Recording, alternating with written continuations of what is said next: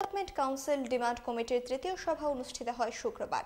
রাজধানীর student health হোমে সভায় উপস্থিত ছিলেন বিধায়ক বীরজিৎ সিনহা। এদিনের বৈঠকে কমিটির বর্তমান অবস্থা এবং আগামী দিনের কর্মসূচি নিয়ে আলোচনা হয়। পাশাপাশি এদিনে বিধায়ক বীরজিৎ সিনহাকে সংবর্ধনাও প্রদান করা হয়, কারণ গত কয়েকটি নির্বাচনে বীরজিৎ সিনহা নিজের এলাকায় সফল হয়েছে। তার দল কৈলাসহরে ভালো ফলাফল করেছে। আমরা মেইনলি এর আগেও দুইবার মিটিং এসে ডেভেলপমেন্ট কাউন্সিল ডিমান্ড কমিটি, ওটা নিয়ে আমরা পূজার পরে যাতে আমরা সেই ডিমান্ড নিয়ে ময়দানে নামতে পারি নিয়ে আলোচনা করব।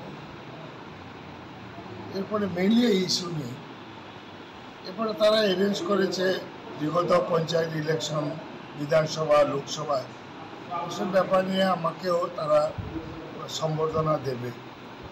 ওটা তো মেইন না, মেইন হলো আমাদের ডেভেলপমেন্ট কাউন্সিলের যে দাবিটা, এটা মানুষের কাছে নিয়ে যাব আমরা দুর্গা পূজা।